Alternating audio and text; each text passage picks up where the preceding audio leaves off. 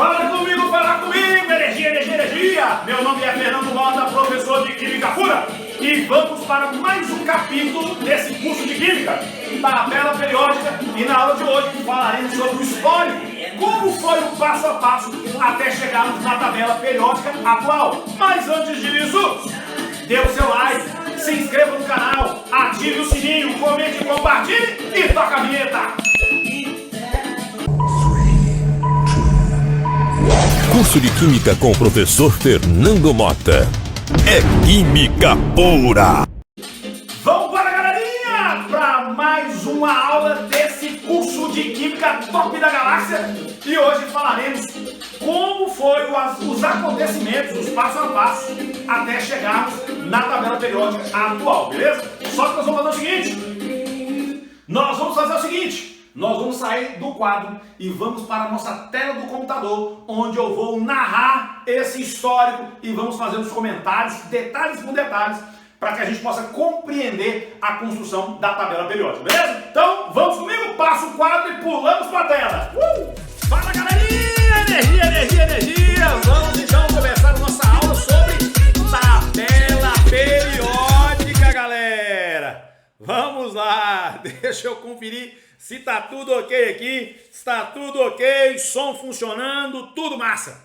Galera, olha só, a aulinha de hoje sobre o histórico da tabela periódica. Fiquem bem atentos a essa aula, galera, porque é o seguinte, nem todos os livros de ensino médio trazem esse assunto aí, tá? Mas esse assunto ele é cobrado aí nos vestibulares, inclusive no Enem, tá bom? Então a gente vai compreender aqui o que aconteceu historicamente até chegarmos na tabela periódica moderna, na tabela periódica atual. Pois bem, veja só. Depois das grandes descobertas de vários elementos químicos, né, depois de muitos trabalhos aí de Lavoisier e Dalton, os químicos, físicos, pesquisadores, eles procuraram organizar esses elementos químicos em tabelas de modo sistemático, tá? Então eles queriam pegar esses elementos, organizá-los para facilitar o estudo desses elementos. Eles percebiam que alguns elementos eram muito parecidos, né? O comportamento químico era muito parecido, algumas propriedades físicas muito parecidas. E aí, várias tentativas de criação de tabelas aconteceu. Porém, nem todas foram muito bem aceitas. Vocês vão perceber que doideira que foi aí o pensamento da galera. Mas, gente, todo pensamento, tá, tem uma lógica, tá? E a lógica é a lógica de quem constrói. Quem não constrói, bate o olho e fala assim, não faz sentido. Mas sempre faz sentido, tá bom? Vamos embora lá então, olha só. Vamos embora passar aqui. Então, ó, primeiro modelo, tá? Primeiro modelo aí de tabela periódica foi a tabela de Dobeirene, tá? Classificação de Dobeirene, que ficou conhecida aí como Lei das Tríades de Dobeirene. O que Dobeirene fez, gente? Em 1928, o cientista alemão Johann Dobeirene agrupou os elementos conhecidos e quimicamente semelhantes de 3 em 3. Então ele pegou os elementos, organizou esses elementos de 3 em 3, juntou os elementos de 3 em 3. O que ele percebeu? Ele percebeu o seguinte, juntando os elementos de 3 em 3, por exemplo, lítio, sódio, potássio. Ele percebeu que a massa atômica do elemento do meio era a média dos extremos, das massas atômicas dos extremos. Então, por exemplo, massa atômica do lítio, 7, mais 39 do potássio, dividido por 2 deu 23, que é justamente a massa atômica do sódio. Aí ele pegou outros 3 elementos, cálcio, estrôncio e bário. Massa atômica do cálcio, 40. Massa atômica do bário, 137. Somou e dividiu por 2. Deu quanto? 88,5. Massa atômica do estrôncio, 87. Ou a motinha, mas aí não deu igual. Não deu igual, mas deu bem aproximado. Então ele percebeu que fazendo a média das massas atômicas dos extremos, ele encontrava uma massa atômica bem próxima do elemento do meio, tá bom? Então ele fez isso aí, galera, com vários elementos. E com relação ao número atômico, ele percebeu o seguinte, que a média do número atômico era justamente o valor do elemento do meio. Lítio, número atômico 3, potássio, número atômico 19. Somou, dividiu por 2, deu 11, que é justamente o número atômico do sódio. Cálcio, 20. Bário, 56. Somou, dividiu por 2, deu 38, que é justamente o número atômico do estrôncio. Então ele fez isso aí com vários elementos químicos.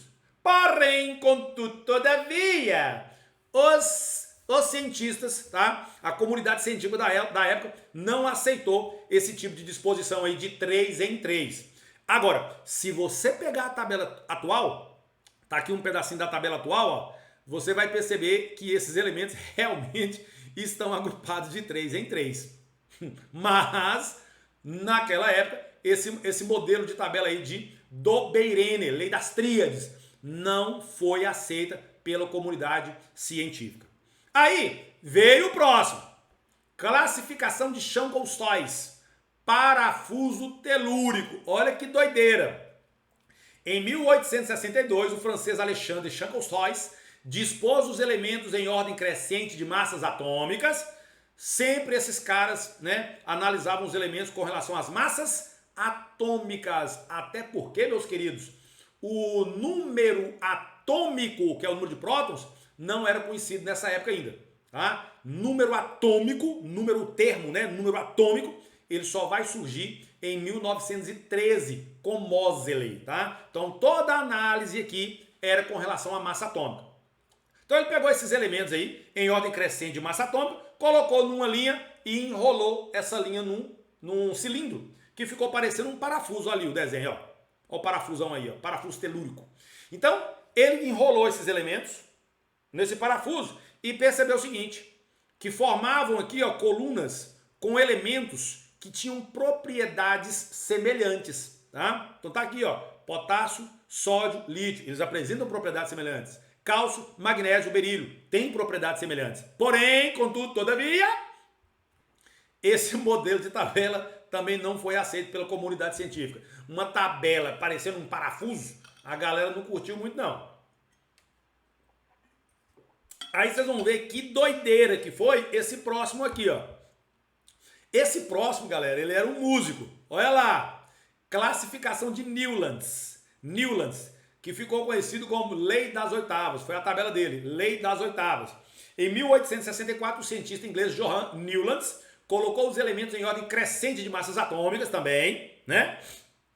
Só que ele organizou semelhantemente as notas musicais. Gente, esse cara foi taxado.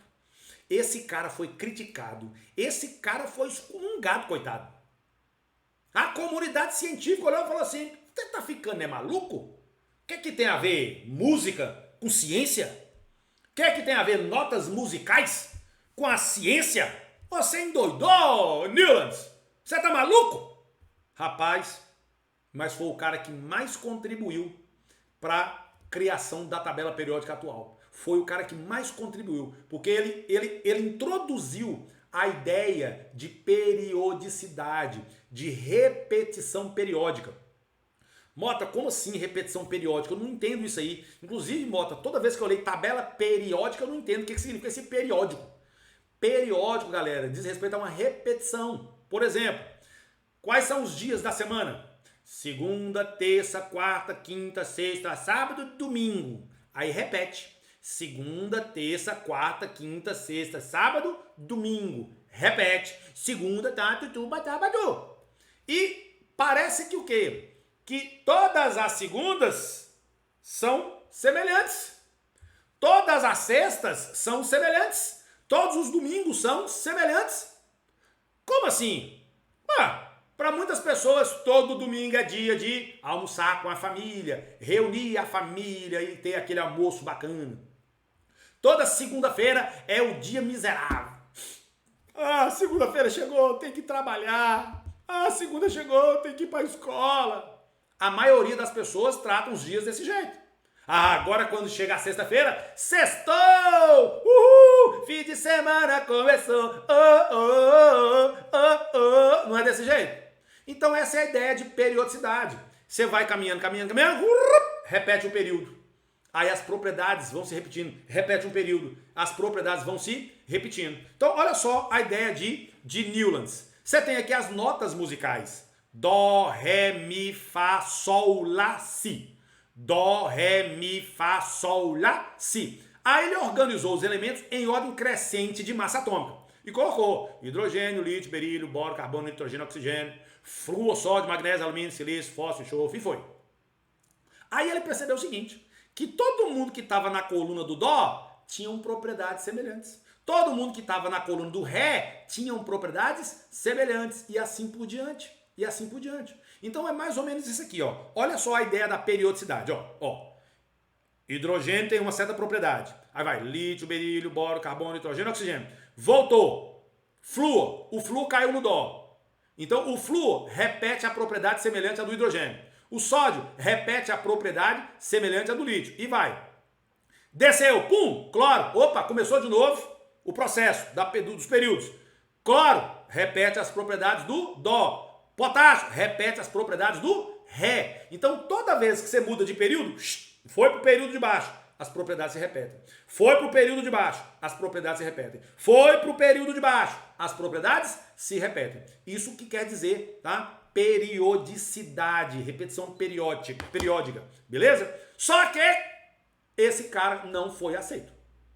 E aí surgem novos caras com outras propostas de tabela periódica, e aí chegamos nesse cara aqui, ó, Meyer e Mendeleev. Eu posso dizer Mendeleev ou Mendeleev, com I ou Y. Existem várias literaturas escritas de várias maneiras, mas não se preocupe com isso, tá bom?